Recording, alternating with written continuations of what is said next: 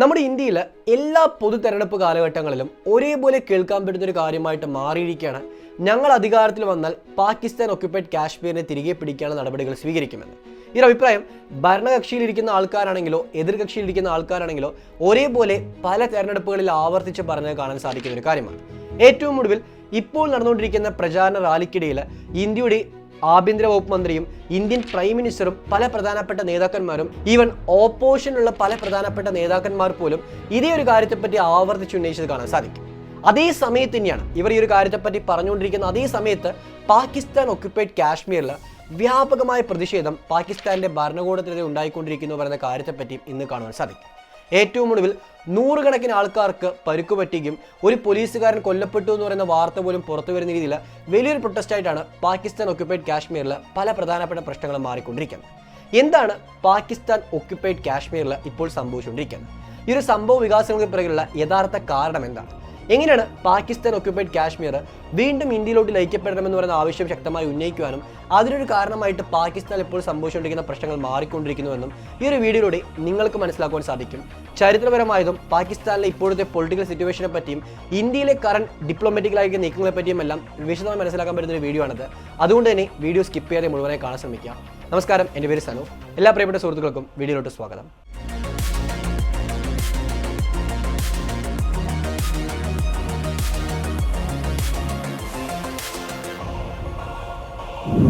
Pakistan occupied കാശ്മീരിൽ കഴിഞ്ഞ ഏതാനും മാസങ്ങളായി വ്യാപകമായ പ്രതിഷേധങ്ങൾ നടക്കുന്നുണ്ട്. പ്രത്യേകിച്ച് 2023 ഓഗസ്റ്റ് മാസത്തിന് ശേഷമാണ് ഈ പ്രതിഷേധങ്ങൾ കൂടുതൽ ശക്തമായി മാറാൻ തുടങ്ങിയത്. കാരണം 2023 ഓഗസ്റ്റ് മാസം പാകിസ്ഥാൻ ഒക്യുപ്പൈഡ് കാശ്മീരിനകത്ത് നിരവധി ഊഹാപോഹങ്ങൾ വ്യാപകമായിട്ട് പ്രചാരത്തിൽ വന്നിരുന്നു. ആ സമയത്തായിരുന്നു പാകിസ്ഥാനിൽ ഒരു സ്റ്റേബിൾ ഗവൺമെന്റ് ഇല്ലാതിരിക്കുന്ന സിറ്റുവേഷൻ ഉണ്ടായത്. അതായത് അന്ന് കെയർടേക്കർ ഗവൺമെന്റായിട്ട് അധികാരത്തിൽ കയറിയെന്ന ഷഹബാസ് ഷെരീഫിന്റെ ഭരണകൂടം പുതിയൊരു തെരഞ്ഞെടുപ്പ് അനൗൺസ് ചെയ്യുന്ന ഒരു സിറ്റുവേഷനിലോട്ട് നീങ്ങിക്കൊണ്ടിരിക്കുന്ന ഒരു പൊളിറ്റിക്കൽ പ്രോബ്ലം ആയിരുന്നു പാകിസ്ഥാനിൽ ഉണ്ടായത്. ഈ സമയത്ത് പാകിസ്ഥാന്റെ ഒരു പ്രൊവിൻസ് അല്ലാതിരിക്കുന്ന ഈ ഒരു ഒക്യുപ്പൈഡ് കാശ്മീരിൽ ജനങ്ങൾക്കിടയിൽ ഏറ്റവും കൂടുതൽ ഭീതി ജനിപ്പിക്കാനുള്ള കാരണങ്ങളൊന്നായി മാറിയത് പാകിസ്ഥാൻ്റെ അകത്തുള്ള നിരവധി പ്രശ്നങ്ങളായിരുന്നു. അതിൽ ഏറ്റവും പ്രധാനപ്പെട്ട പ്രശ്നമായിരുന്നു പാകിസ്ഥാനിലെ എക്കോണമിക്കൽ കൊളാപ്സ് എന്ന് പറയുന്നത്. ഇതിനെപ്പറ്റി നമ്മൾ പല വീഡിയോസിൽ ആവർത്തിച്ച് സംസാരിച്ചൊരു കാര്യമാണെങ്കിലും ഈ ഒരു കാര്യത്തെപ്പറ്റി ഒന്നും കൂടെ സംസാരിക്കേണ്ടത് ഇന്ന് അത്യാവശ്യമായിട്ട് മാറുന്നുണ്ട്. കാരണം പാകിസ്ഥാനിലെ ഈ ഒരു സാമ്പത്തികമായിരിക്കുന്ന പ്രശ്നം ഏറ്റവും കൂടുതൽ ബാധിച്ചിരിക്കുന്ന പ്രദേശങ്ങളിലൊന്നാണ് പാകിസ്ഥാൻ ഒക്യുപ്പൈഡ് കാശ്മീർ എന്ന് വിശേഷിപ്പിക്കുന്ന ആസാദ് ജമ്മു ആൻഡ് കാശ്മീറും പ്ലസ് ഗിൽഗിത് ബാൾട്ടിസ്ഥാൻ എന്ന് പറയുന്ന മേഖല. ഈ രണ്ട് മേഖല ഇത് ഉൾക്കൊള്ളുന്നതാണ് പാകിസ്ഥാൻ ഒക്യുപ്പൈഡ് കാശ്മീർ എന്ന് പറയാൻ സാധിക്കുന്നത്. അതായത് എന്താണ് പാകിസ്ഥാൻ ഒക്യുപ്പൈഡ് കാശ്മീർ എന്ന് പോലും അറിയാതിരിക്കുന്ന പല ആൾക്കാരും നമ്മുടെ ഇടയിൽ തന്നെ ഉണ്ട്. സിമ്പിളായി പറയുകയാണെങ്കിൽ ഇന്ത്യയുടെ കാശ്മീർ, അതായത് കാശ്മീർ എന്ന് പറയുന്ന മുഴുവൻ പ്രദേശവും നമുക്ക് രണ്ടായി തിരിക്കാൻ സാധിക്കും. ഒന്ന്, ഇന്ത്യയുടെ അധീനതയിലുള്ള ഇന്ത്യ ഇപ്പോൾ കൺട്രോൾ ചെയ്തുകൊണ്ടിരിക്കുന്ന കാശ്മീർ എന്ന് പറയാം. ഈ ഭാഗത്തോട്ട് നമുക്ക് ഇന്ത്യക്കാരെ ഓരോരുത്തർക്കും ചെല്ലാൻ പറ്റുന്നതാണ്.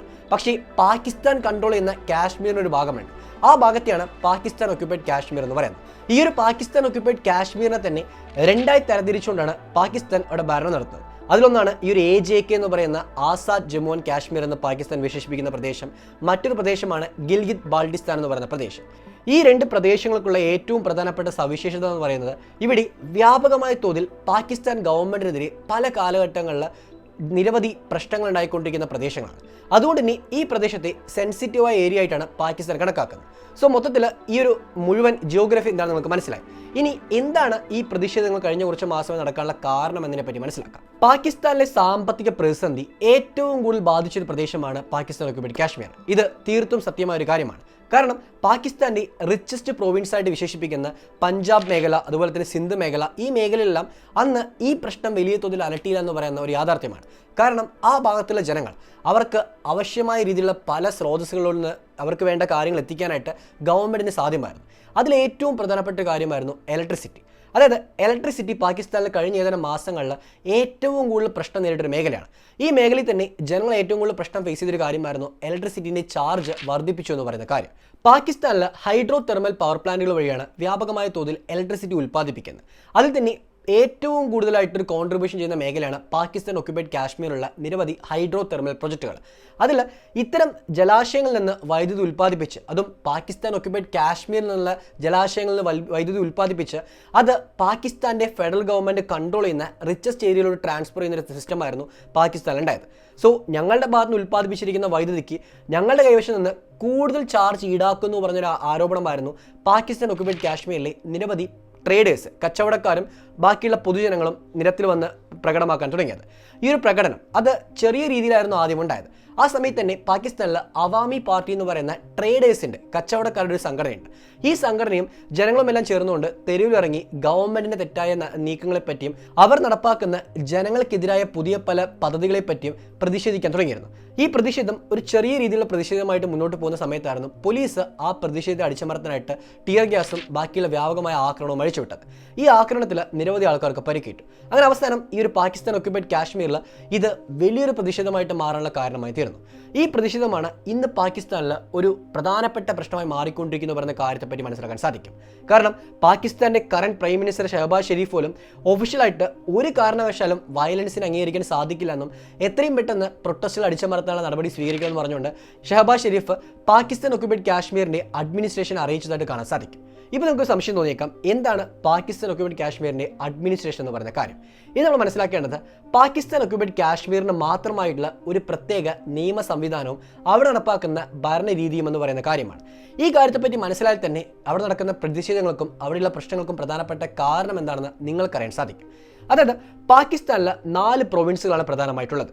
ഈ 4 പ്രൊവിൻസും കൺട്രോൾ ചെയ്യുന്നത് പാകിസ്ഥാന്റെ ഫെഡറൽ ഗവൺമെൻറ്റാണ്. പക്ഷേ ഇതേ സമയത്ത് തന്നെ പാകിസ്ഥാൻ പിടിച്ചെടുത്തിരിക്കുന്ന കാശ്മീരിന്റെ ഭാഗമായിരിക്കുന്ന പ്രദേശങ്ങളെ പാകിസ്ഥാൻ 2ആയി വേർതിരിച്ചുകൊണ്ടാണ് ഭരണം നടത്തുന്നത്. അതിൽ ഒന്നാമത്തെ പ്രദേശമാണ് AJK എന്ന് പറയുന്ന ആസാദ് ജമ്മു ആൻഡ് കാശ്മീർ എന്ന് പറയുന്നത്. ഈ ഒരു ആസാദ് ജമ്മു ആൻഡ് കാശ്മീരിൽ പാകിസ്ഥാൻ ഭരണം നടത്തുന്നത് 2 പ്രധാനപ്പെട്ട മാർഗ്ഗങ്ങളിലൂടെയാണ്. ഒന്നാമത്തേത്, നമ്മുടെ ഇന്ത്യക്ക് എങ്ങനെയാണോ പ്രസിഡന്റും പ്രൈം മിനിസ്റ്ററും ഇന്ത്യയിലെ നിയമനിർമ്മാണ സംവിധാനങ്ങളുള്ളത്, അതേപോലെ തന്നെ ഈ ഒരു AJKയ്ക്കും അവരുടേതായിരിക്കുന്ന ഒരു സെമി ഓട്ടോണോമസ് ആയിരിക്കുന്ന ഭരണ പ്രക്രിയയാണ് അവിടെ നിലനിൽക്കുന്നത്. അതായത് ഈ ഒരു AJK എന്ന് പറയുന്ന ജമ്മു ആൻഡ് കാശ്മീരിന്റെ ഭാഗമായിരിക്കുന്ന പ്രദേശത്തിന് ഒരു സെപ്പറേറ്റ് ആയിരിക്കുന്ന പ്രസിഡന്റ് ഉണ്ട്, അവർക്കൊരു പ്രൈം മിനിസ്റ്റർ ഉണ്ട്, അതേപോലെ തന്നെ അവരുടെ ഒരു നിയമസഭയുണ്ട്. ഈ നിയമസഭയുമെല്ലാം നടപ്പാക്കുന്ന നിയമനിർവ്വഹണം അവർ കൊണ്ടുവരുന്ന പല നീക്കങ്ങളുമാണ് ഈ ഒരു AJKയുടെ മുഴുവൻ ഭരണരീതി എന്ന് പറയുന്നത്. പക്ഷേ ഈ ഭരണരീതിയിൽ വലിയൊരു സ്വാധീനം ചെലുത്താൻ സാധിക്കുന്ന ഒരു വിഭാഗമാണ് പാകിസ്ഥാന്റെ ഫെഡറൽ ഗവൺമെന്റ് എന്ന് പറയുന്നത്. അത് പാകിസ്ഥാന്റെ ഒരു ആക്ച്വൽ ഗവൺമെന്റായിട്ട് നിലനിൽക്കുന്ന പ്രസിഡന്റ് പ്രൈം മിനിസ്റ്റർ ഉൾപ്പെടുന്ന ആ ഒരു വിഭാഗം എന്ന് പറയുന്നത്. ഈ ഒരു പ്രൈം മിനിസ്റ്ററുടെ നേതൃത്വത്തിലുള്ള പാകിസ്ഥാന്റെ ഈ ഒരു ഭാഗത്തെ, പ്രത്യേകിച്ച് കാശ്മീരിനെ കൺട്രോൾ ചെയ്യുന്ന ഒരു യൂണിറ്റ് തന്നെ പാകിസ്ഥാന്റെ മിനിസ്റ്ററി ആയിട്ട് വിശേഷിപ്പിക്കുന്നുണ്ട്. ഈ ഒരു മിനിസ്റ്ററിൽ നിന്നാണ് POKയ്ക്ക് വേണ്ടിയുള്ള ഭരണനിർവ്വഹങ്ങളും അവർക്ക് വേണ്ട സെക്യൂരിറ്റിയും ബാക്കിയുള്ള പല കാര്യങ്ങളും പാകിസ്ഥാൻ ഗവൺമെന്റ് കൺട്രോൾ ചെയ്യുന്നത്. സോ പാകിസ്ഥാൻ ഗവൺമെന്റ് കൺട്രോൾ ചെയ്യുന്ന ഒരു സെമി ഓട്ടോണോമസ് റീജിയനാണ് AJK എന്ന് പറയാൻ സാധിക്കും. കുറച്ചും കൂടി സിമ്പിളായി പറയുകയാണെങ്കിൽ നമ്മുടെ ഇന്ത്യ ബ്രിട്ടീഷുകാരുടെ കോളനി ആയിട്ടുണ്ടായിരുന്ന ഒരു പ്രദേശമാണ്. പക്ഷേ ഇന്ത്യയിൽ നിന്ന് ബ്രിട്ടീഷുകാർ പോയിട്ടും ബ്രിട്ടീഷുകാർ തന്നെ കൺട്രോൾ ഒരു പ്രദേശമാക്കിയിട്ട് ഇന്ത്യയെ മാറ്റിവെക്കാൻ ശ്രമിക്കുകയാണെങ്കിൽ അതിനെ ഒരു എക്സാമ്പിൾ എടുത്തുകൊണ്ട് പാകിസ്ഥാൻ ഒക്യുപ്പൈഡ് കാശ്മീരിൽ പ്രത്യേകിച്ച് AJKയുള്ള ഭരണരീതി നമുക്ക് വിശേഷിപ്പിക്കാൻ സാധിക്കും. അതായത് പാകിസ്ഥാന്റെ ഭരണകൂടം നേരിട്ട് ഭരിക്കുന്നില്ലെങ്കിലും പാകിസ്ഥാന്റെ ഭരണകൂടത്തിന്റെ മുഴുവൻ കൺട്രോളാണ് അവിടെ ഒരു ഭരണകൂടം നിലനിന്ന് പോകുന്നത്. ഇതാണ് AJKയിലെ സിസ്റ്റം എന്ന് പറയുന്നത്. അതേസമയത്ത് ഗിൽഗിത് ബാൾട്ടിസ്ഥാൻ എന്ന് പറയുന്ന ഈ ഒരു POKയുടെ തന്നെ ഭാഗമായിരിക്കുന്ന മറ്റൊരു പ്രദേശമുണ്ട്. അവിടെ പാകിസ്ഥാന്റെ പ്രസിഡന്റ് അനൗൺസ് ചെയ്യുന്ന ഒരു ഗവർണറാണ് കൺട്രോൾ ചെയ്യുന്നത്. ഈ ഗവർണറുടെ നേതൃത്വത്തിലും അവിടെ ഒരു നിയമസഭയുടെ നേതൃത്വത്തിലും ഒരു മുഖ്യമന്ത്രിയെ കൊണ്ടുവന്നുകൊണ്ട് മുഖ്യമന്ത്രിയും ഗവർണറും കൂടി ചേർന്നുകൊണ്ടാണ് ഈ ഒരു ഗിൽഗിത് ബാൾട്ടിസ്ഥാനിൽ ഭരണം നടത്തുന്നത്. ഇതാണ് പാകിസ്ഥാന്റെ ഈ 2 പ്രദേശങ്ങളിലെ ഭരണരീതി എന്ന് പറയാൻ സാധിക്കും. ഞാൻ ഈ സൂചിപ്പിച്ച ഭരണരീതി കൊണ്ട് തന്നെയാണ് പാകിസ്ഥാൻ ഒക്യുപ്പൈഡ് കാശ്മീരിൽ വ്യാപകമായ പ്രശ്നങ്ങൾ ഉണ്ടാകാൻ തുടങ്ങിയത്. നമുക്കിനി എന്താണ് പാകിസ്ഥാൻ ഒക്യുപ്പൈഡ് കാശ്മീരിലെ ആക്ച്വൽ പ്രോബ്ലം എന്ന് പറയുന്ന കാര്യത്തെപ്പറ്റി മനസ്സിലാക്കാം. ഞാൻ സൂചിപ്പിച്ചൊരു കാര്യമായിരുന്നു, ഈ AJK എന്ന് പറയുന്ന പ്രദേശത്തിനും പ്ലസ് ഗിൽഗിത് ബാൾട്ടിസ്ഥാനും സെപ്പറേറ്റ് ആയിരിക്കുന്ന ഭരണരീതിയാണ് പാകിസ്ഥാൻ കൊണ്ടുവന്നത്.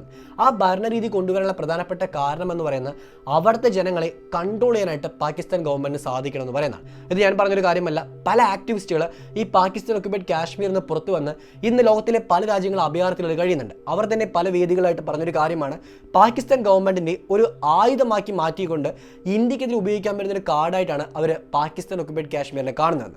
അതുകൊണ്ട് തന്നെ പലപ്പോഴും ഇവിടെ വികസനമോ ബാക്കിയുള്ള പല കാര്യങ്ങൾ നടപ്പാക്കാനായിട്ട് പാകിസ്ഥാൻ ഗവൺമെന്റ് ശ്രമിച്ചിട്ടില്ല.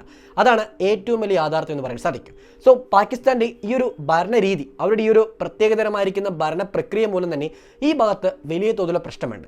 അതിലൊന്നാമത്തെ പ്രധാനപ്പെട്ട പ്രശ്നമാണ്, ജനങ്ങൾ ഉന്നയിക്കുന്ന ഏറ്റവും പ്രധാനപ്പെട്ട ആവശ്യമാണ്, ഒരു സെമി ഓട്ടോണോമസ് എന്ന് പറയുന്ന ഒരു സ്റ്റേറ്റസ് അല്ലാതെ ഒരു മുഴുവനായിരിക്കുന്ന പ്രൊവിൻസ് സ്റ്റേറ്റസ് ഞങ്ങൾക്ക് നൽകണമെന്ന് പറയുന്ന കാര്യം.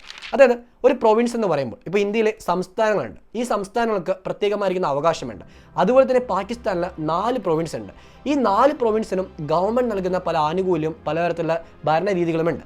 പക്ഷേ അതിലൊന്നും ഉൾപ്പെടാതിരിക്കുന്ന പ്രദേശമാണ് ഈ ഒരു POK എന്ന് പറയുന്ന റീജിയൻ. അതുകൊണ്ട് തന്നെ ഈ ഭാഗത്തുള്ള ജനങ്ങൾ ഏറ്റവും കൂടുതൽ ഉന്നയിക്കുന്ന ആവശ്യമാണ് ഞങ്ങൾക്ക് ഞങ്ങളുടേതായിരിക്കുന്ന ഒരു മുഴുവൻ കൺട്രോളുള്ള ഗവൺമെൻറ്റിനെ ഫോം ചെയ്തുകൊണ്ട് ഞങ്ങൾക്ക് ഭരണം നടത്താനുള്ള അവകാശം തരണം. അങ്ങനെ തരികയാണെങ്കിൽ കുഴപ്പമില്ല. അല്ലെങ്കിൽ ഞങ്ങൾക്കൊരു പ്രൊവിൻസ് സ്റ്റേറ്റസ് തരണമെന്ന് പറഞ്ഞ കാര്യം. ഈ രണ്ട് കാര്യത്തിലും പാകിസ്ഥാൻ ഗവൺമെൻറ്റോ അവിടുത്തെ മിലിറ്ററിയോ ഒരു സമയത്തും അംഗീകാരം നൽകിയില്ല എന്ന് പറയുന്ന ഏറ്റവും വലിയ യാഥാർത്ഥ്യം. അതായത് ഞങ്ങളുടെ ഒരു കൺട്രോൾ നിങ്ങളുടെ മേലെ ഉണ്ടാകണമെങ്കിൽ നിങ്ങൾക്കൊരു സെമി ഓട്ടോണോമസ് സ്റ്റേറ്റസ് നൽകിയിരിക്കണമെന്നും അതോടൊപ്പം തന്നെ നിങ്ങൾക്ക് സ്വയമായിട്ട് ഭരണമൊക്കെ നടത്താൻ സാധിക്കുമെങ്കിലും ആ ഭരണ പ്രോസസ്സിൽ ഞങ്ങളുടെ ഒരു പങ്കാളിത്തം അത്യാവശ്യമായിട്ടുണ്ടാകണം. ഞങ്ങളായിരിക്കണം അവിടെ ഒരു കിങ് മേക്കർ എന്ന് പറയുന്ന രീതിയിലായിരുന്നു പാകിസ്ഥാൻ്റെ ഗവൺമെൻറ് തീരുമാനം വന്നത്. അതുകൊണ്ട് തന്നെയാണ് ഈ ഒരു ഭാഗത്ത് പ്രൊട്ടസ്റ്റുകൾ പലപ്പോഴും വ്യാപകമായി മാറാൻ തുടങ്ങിയത്. സോ ഒരു പ്രൊവിൻസ് അല്ല, അതേപോലെ തന്നെ ഒരു മുഴുവൻ കൺട്രോൾ നൽകാത്തൊരു പ്രദേശമാണ്. അങ്ങനെ ഇരിക്കുമ്പോൾ ഈ ഭാഗത്ത് എന്ത് വികസനം വരുമെന്ന് പറയുന്ന ചോദ്യം ഉന്നയിച്ചുകൊണ്ട് പല ആൾക്കാരും പല വേദികളിൽ ആവശ്യം ഉന്നയിച്ച് കാണാൻ സാധിക്കും. സോ രണ്ടാമത്തെ ഒരു പ്രധാനപ്പെട്ട പ്രശ്നമായിട്ട് ഈ POK ഉന്നയിക്കുന്ന ഒരു പ്രധാനപ്പെട്ട കാര്യമാണ് ഞങ്ങൾക്ക് ഒരു മുഴുവനായിരിക്കുന്ന ഡെവലപ്മെൻറ്റ് കൊണ്ടുവരാനായിട്ട് സാധ്യമാകുന്നില്ല എന്ന് പറയുന്നത്. കാരണം ഈ ഭാഗത്ത് പാകിസ്ഥാൻ ഏറ്റവും കൂടുതൽ ഉപയോഗിച്ചുകൊണ്ടിരിക്കുന്ന അവരുടെ ടെററിസ്റ്റ് ലോഞ്ച് പാഡ് ആക്കുന്ന രീതിയിലാണെന്ന് പറഞ്ഞുകൊണ്ട് പലപ്പോഴും പല NGOസും ഈവൻ ഇന്ത്യയുടെ പല ഡിഫൻസ് ലീഡേഴ്സും ആവർത്തിച്ച് ഉന്നയിച്ചൊരു കാര്യമാണ്. അതുകൊണ്ട് തന്നെ ഈ മേഖലയിൽ ടെററിസത്തിന് കൂടുതൽ സംഭാവന നൽകാനായിട്ട് പാകിസ്ഥാൻ വ്യാപകമായി ശ്രമിക്കുന്നു പറഞ്ഞൊരു ആരോപണം ഇവിടെ ശക്തമായി തുടരുന്നുണ്ട്. ഒരു ഭാഗത്ത് ടെററിസത്തിന് ഏറ്റവും പ്രധാനപ്പെട്ട വളക്കൂറുള്ള മണ്ണായിട്ട് ഈ ഒരു POK പാകിസ്ഥാൻ മാറ്റിക്കൊണ്ടിരിക്കുമ്പോൾ അവിടുത്തെ ജനങ്ങൾ ഉന്നയിക്കുന്ന മറ്റൊരു പ്രധാനപ്പെട്ട ആവശ്യമാണ് പാകിസ്ഥാൻ്റെ ഗവൺമെൻറ്, ആക്ച്വൽ ഗവൺമെൻറ് ഉണ്ട്, ഈ ഗവൺമെൻറ്റിലോട്ട് പോലും ഞങ്ങൾക്കൊരു റെപ്രസെൻറ്റേഷൻ ഇല്ല എന്ന് പറയുന്ന കാര്യം. സോ ജനങ്ങൾക്ക് വേണ്ടി ജനങ്ങൾ തിരഞ്ഞെടുക്കുന്ന ജനപ്രതിനിധികൾ ഉൾപ്പെടുന്ന ഒരു ഭരണ പ്രക്രിയയാണ് ജനാധിപത്യം എന്ന് പറയുന്നത്. ആ ജനാധിപത്യത്തിൽ ഈ ഒരു POK നിന്നുള്ള ഒരു റെപ്രസെൻറ്റേറ്റീവും ഇല്ല എന്ന് പറയുന്ന എന്തുകൊണ്ട് ഞങ്ങളെ പൂർണ്ണമായിട്ടും ഇല്ലാതാക്കുന്ന ഒരു കാര്യമല്ലേ എന്ന് പറഞ്ഞുകൊണ്ടാണ് അവിടുത്തെ ജനങ്ങൾ പ്രതിഷേധം ഉന്നയിക്കുന്നത്. അതൊരു പ്രധാനപ്പെട്ട ഒരു ഏറ്റവും ഇമ്പോർട്ടൻറ്റ് പ്രോബ്ലമായിട്ട് പരിഗണിക്കാൻ പറ്റുന്ന കാര്യമാണ്. കാരണം പാകിസ്ഥാൻ ഗവൺമെൻറ് കൺട്രോൾ ഒരു പ്രദേശമാണ് ഈ ഒരു POK എന്ന് പറയുന്നത്. പക്ഷേ അവിടുത്തെ ജനങ്ങൾക്ക് വേണ്ടി തിരഞ്ഞെടുക്കപ്പെട്ട ഒരു വ്യക്തി പാകിസ്ഥാൻ്റെ ഗവൺമെൻറ്റിലോ അല്ലെങ്കിൽ അവിടുത്തെ ഒരു നിയമസഭയിലോ ഇല്ല. അങ്ങനെ ഇരിക്കുമ്പോൾ ഞങ്ങൾക്ക് വേണ്ടി എന്ത് മാറ്റം കൊണ്ടുവരും, ഞങ്ങളുടെ പ്രശ്നം ആരോട് പറയും, ഇങ്ങനൊരു ചോദ്യമാണ് അവിടുത്തെ ജനങ്ങൾ ഉന്നയിക്കുന്നത്. ഇങ്ങനെ പല പല പ്രധാനപ്പെട്ട കാരണങ്ങൾ ഉന്നയിച്ചുകൊണ്ട് ഇന്ന് ചെറുതും വലുതുമായി ഉണ്ടായിരുന്ന പ്രൊട്ടസ്റ്റുകൾ ഗവൺമെൻറ്റിനെതിരെയും അവിടുത്തെ സെക്യൂരിറ്റിക്കെതിരെയും പാകിസ്ഥാൻ്റെ പട്ടാളത്തിനെതിരെയും വ്യാപകമായി നടപ്പാകാൻ തുടങ്ങുന്നത് ഒരു പ്രധാനപ്പെട്ട പ്രശ്നമായിട്ട് പാകിസ്ഥാനിൽ മാറിയിരിക്കുകയാണ്. ഞാൻ ഇത്രയും കാര്യം പറഞ്ഞപ്പോൾ പലർക്കും തോന്നിയേക്കുന്ന പ്രധാനപ്പെട്ട സംശയമാണ് പാകിസ്ഥാൻ ഒക്യുപൈഡ് കാശ്മീർ ഭാവിയിൽ ഇന്ത്യയുടെ ഭാഗമായിട്ട് മാറുമോ? കാരണം അവിടുത്തെ ജനങ്ങൾ പ്രൊട്ടസ്റ്റ് ചെയ്യുന്നുണ്ട്, അവർ തെരുവിറങ്ങി പാകിസ്ഥാൻ വേണ്ട എന്ന് പറഞ്ഞുകൊണ്ട് ആവശ്യം ഉന്നയിക്കുന്നുണ്ട്. അങ്ങനെ വരുമ്പോൾ ഇത് ഇന്ത്യക്ക് അനുകൂലമായ ഒരു സിറ്റുവേഷൻ അല്ലേ? ഇന്ത്യ ആ സിറ്റുവേഷൻ യൂസ് ചെയ്തുകൊണ്ട് പാകിസ്ഥാൻ ഒക്യുപൈഡ് കാശ്മീരിനെ തിരികെ പിടിച്ചുകൂടി. ഇങ്ങനെ പല സംശയവും നിങ്ങളുടെ മനസ്സിലുണ്ടായേക്കാം. സോ ഇവിടെ സിമ്പിളായിട്ടൊരു കാര്യം പറയാൻ സാധിക്കുമെങ്കിൽ, അതായത് എന്തുകൊണ്ട് ജനങ്ങൾ പ്രൊട്ടസ്റ്റ് ചെയ്യുന്നു പറയുന്ന കാര്യത്തെപ്പറ്റി ഏകദേശം കാര്യങ്ങൾ മനസ്സിലായി. ഇനി അവരെ പ്രൊട്ടസ്റ്റ് ചെയ്യിപ്പിക്കേണ്ട കാരണമായ മറ്റൊരു പ്രധാനപ്പെട്ട ഘടകമാണ് ഇന്ത്യ അഡ്മിനിസ്ട്രേറ്റീവ് എന്ന കാശ്മീരിൻ്റെ ഭാഗം, അതായത് ആക്ച്വൽ കാശ്മീരായിട്ട് ഇന്ത്യ വിശേഷിപ്പിക്കുന്ന ഇന്ത്യയുടെ കാശ്മീരിൽ കൊണ്ടുവന്ന ഡെവലപ്മെൻറ്റ്. ആ ഡെവലപ്മെൻറ്റ് അവിടുത്തെ ജനങ്ങൾക്ക്, പാകിസ്ഥാൻ ഒക്യുപൈഡ് കാശ്മീരിലെ ജനങ്ങൾക്ക് ഒരു പ്രധാനപ്പെട്ട ഒരു ആഗ്രഹമായിട്ട് മാറിയിട്ടുണ്ട്. എന്തുകൊണ്ട് നമ്മുടെ ഭാഗത്തും ഇതേപോലെ ഡെവലപ്മെൻറ്റ് വരുന്നില്ല എന്ന് പറഞ്ഞുകൊണ്ട് അവർ അവിടുത്തെ ഭരണകൂടത്തിനെതിരെ ചോദ്യം ഉന്നയിക്കാൻ തുടങ്ങി. ഇതൊരു പ്രധാനപ്പെട്ട പ്രശ്നമാണ് ആക്ച്വൽ പാകിസ്ഥാൻ ഗവൺമെൻറ്റിന്. അതുകൊണ്ട് തന്നെ പാകിസ്ഥാൻ ഗവൺമെൻറ് ഈ പ്രശ്നത്തിനെ മറികടക്കാനായിട്ട് ചൈനയും ബാക്കിയുള്ള പല രാജ്യങ്ങളെയും ഉപയോഗിച്ചുകൊണ്ട് ആ ഭാഗത്ത് ഡെവലപ്മെൻറ്റ് കൊണ്ടുവരാനായിട്ട് പലതരം കടബാധ്യതയുള്ള പുതിയ പ്രൊജക്റ്റ് കൊണ്ടുവന്നേക്കാം. അങ്ങനെ കടമെടുത്തുകൊണ്ട് പ്രൊജക്റ്റുകൾ നടപ്പാക്കുമ്പോൾ അത് വീണ്ടും ജനങ്ങൾക്ക് പ്രശ്നമായി മാറിയേക്കാം. സോ അങ്ങനെ സംഭവിക്കുമ്പോൾ ഭാവിയിൽ പാകിസ്ഥാൻ ഒക്യുപൈഡ് കാശ്മീരിൽ ഇതിനേക്കാളും വലിയ പ്രൊട്ടസ്റ്റുകൾ ഉണ്ടാകാൻ സാധ്യത വർദ്ധിക്കുന്നുണ്ട്. ഓൾറെഡി ഗിൽഗിത് ബാൾട്ടിസ്ഥാൻ എന്ന് പറയുന്ന മേഖലയിൽ ചൈനയുടെ ബെൽറ്റ് ആൻഡ് റോഡ് ഇനിഷ്യേറ്റീവിൻ്റെ ഭാഗമായിട്ടുള്ള പ്രൊജക്റ്റുകൾ നടപ്പാകുന്നുണ്ട്. ഈ പ്രൊജക്റ്റുകൾ ഞങ്ങളുടെ ധാതു സമ്പത്ത് കൊള്ളയടിച്ചുകൊണ്ട് ചൈനയെ വളർത്തിയെടുക്കാനുള്ള കാര്യമായിട്ട് മാറുന്നു പറഞ്ഞുകൊണ്ടാണ് അവിടുത്തെ ജനങ്ങളും അവിടുത്തെ പല വിഘടനവാദ ഗ്രൂപ്പുകളും പാകിസ്ഥാനെതിരെ പലപ്പോഴും പ്രശ്നമുണ്ടാക്കിയത്. സോ അതേ ഒരു പ്രശ്നം ഭാവിയിൽ ഈ ഒരു POK പൂർണ്ണമായിട്ടും വന്നേക്കാം. അങ്ങനെ ഒരു സിറ്റുവേഷൻ വരികയാണെങ്കിൽ ഇന്ത്യക്ക് അനുകൂലമായ രീതിയിൽ ഇന്ത്യ നടപ്പാക്കാൻ പറ്റുന്ന ഒരു കാര്യമാണ് ഒരു ജനഹിത പരിശോധനയ്ക്ക് ഈ ഒരു ഭാഗത്തെ വിധേയമാക്കുക എന്ന് പറയുന്നത്. സോ പാകിസ്ഥാൻ ഒക്യുപൈഡ് കാശ്മീരിലെ ജനങ്ങൾ അവർക്ക് ഡിസൈഡ് ചെയ്യാം ഞങ്ങൾ പാകിസ്ഥാൻ്റെ കൂടെ പോകണമോ അല്ലെങ്കിൽ ഇന്ത്യയുടെ കൂടെ പോകണമോ എന്ന് പറയുന്നത്. ഇതിനു മുമ്പ് പലപ്പോഴും പല ലോകരാജ്യങ്ങളും ഇതേപോലെ ഡിസ്പ്യൂട്ടഡ് ആയിരിക്കുന്ന ഏരിയയുടെ പേരിൽ ഇത്തരം ഒരു ജനഹിത പരിശോധന നടത്തിയിട്ടുണ്ട്. അതേ ഒരു ജനഹിത പരിശോധന പാകിസ്ഥാൻ ഒക്യുപൈഡ് കാശ്മീർ നടത്താനായിട്ട് ഇന്ത്യക്ക് സാധ്യമോ? സോ അങ്ങനത്തെ ഒരു സിറ്റുവേഷൻ പാകിസ്ഥാൻ ഒക്യുപൈഡ് കാശ്മീരിൽ വന്നു കഴിഞ്ഞാൽ അത് പാകിസ്ഥാന് ഏറ്റവും വലിയ തലവേദന തന്നെയാണ്. അതുകൊണ്ട് തന്നെയാണ് ഇന്ത്യ ഇപ്പോൾ ഓൾറെഡി ഇന്ത്യയുടെ ഡിപ്ലോമാറ്റിക് മിഷൻസും അതിനു വേണ്ടിയിട്ട് നടപ്പായിക്കൊണ്ടിരിക്കുന്നത്. പാകിസ്ഥാൻ ഒക്യുപൈഡ് കാശ്മീരിൽ പലപ്പോഴും ടെററിസ്റ്റുകളുടെ ലോഞ്ച് പാഡ് എന്ന് പറയുന്ന കാര്യത്തെപ്പറ്റി ഇന്ത്യ ലോകവേദികൾ ആവർത്തിച്ച് പറയാറുണ്ട്. അതിന് പ്രധാനപ്പെട്ട കാരണം അവിടെ നടക്കുന്ന പ്രശ്നവും അവിടുത്തെ ജനങ്ങൾ ഫേസ് ചെയ്യുന്ന പ്രോബ്ലം എല്ലാം ലോകവേദികൾ അറിയിക്കുക എന്ന് പറയുന്നതിനാണ്. ഇന്ത്യ പെട്ടെന്ന് പോയി ഇന്ത്യൻ സൈന്യത്തെ അയച്ച് ആ ഭാഗം പിടിച്ചെടുത്ത് ഇന്ത്യയുടെ കൺട്രോളിൽ മാറ്റാനായിട്ട് ഇപ്പോൾ സാധ്യമാകില്ല. കാരണം ഇന്ത്യയും പാകിസ്ഥാനും രണ്ട് ആണവ ശക്തികളാണ്. സോ രണ്ട് ആണവ ശക്തികൾ ഒരു യുദ്ധത്തിൽ ഏർപ്പെടുക എന്ന് പറയുന്നത് ഒരു പ്രധാനപ്പെട്ട പ്രശ്നം തന്നെയാണ്. അതുകൊണ്ട് തന്നെയാണ് ഇന്ത്യ ഡിപ്ലോമാറ്റിക്കലി പാകിസ്ഥാൻ ഒക്കുപൈഡ് കാശ്മീരിനെ പിടിച്ചെടുക്കാനുള്ള നീക്കം നടപ്പാക്കിയേക്കാമെന്ന് പറഞ്ഞ കാര്യത്തെപ്പറ്റി ഇവിടെ പരിഗണിക്കാൻ സാധിക്കുക. അതിന് ഒരു കൃത്യമായ നീക്കം ഇന്ത്യ എടുത്തു വെക്കാനായിട്ടുള്ള അവസരമായിട്ടും ഇന്ന് പാകിസ്ഥാൻ നടപ്പാകുന്ന പല പ്രശ്നങ്ങളും മാറിക്കൊണ്ടിരിക്കുന്നുണ്ട്. ഇത്രയും കാര്യമാണ് വീഡിയോയിൽ പറയാമെന്ന് വിചാരിച്ചത്. നിങ്ങൾക്ക് പാകിസ്ഥാൻ ഒക്കുപൈഡ് കാശ്മീരിനെ പറ്റിയും ഇന്ത്യ അതിനെ പിടിച്ചെടുക്കാനായിട്ട് ശ്രമിക്കേണ്ടതുണ്ടോ എന്ന് പറയുന്ന കാര്യത്തെപ്പറ്റിയും എന്താണ് പറയാനുള്ളതെന്ന് താഴെ കമന്റ് ബോക്സിൽ രേഖപ്പെടുത്തുക. നിങ്ങളുടെ അഭിപ്രായങ്ങൾ രേഖപ്പെടുത്താൻ മറക്കാതിരിക്കുക. ഞാൻ ഓൾറെഡി പറഞ്ഞു എന്തെല്ലാം പ്രശ്നമായിരിക്കും ഇന്ത്യ ഫേസ് ചെയ്യേണ്ടി വരിക, അവിടെ നടക്കുന്ന സിറ്റുവേഷൻ എന്തെല്ലാമാണെന്ന്. അതുകൊണ്ട് നിങ്ങളുടെ കൃത്യമായ ഒരു എക്സ്പ്ലനേഷൻ, നിങ്ങളുടെ ഒരു അഭിപ്രായം കമന്റ് ബോക്സിൽ രേഖപ്പെടുത്താൻ മറക്കാതിരിക്കുക. അത് വീഡിയോ കാണുന്നവർക്കും കൂടുതൽ കാര്യം അറിയാനായിട്ട് ഉപകാരപ്പെടുന്ന ഒരു കാര്യമായി തീർന്നേക്കാം. So that's all. Thank you for this video. Jai Hind.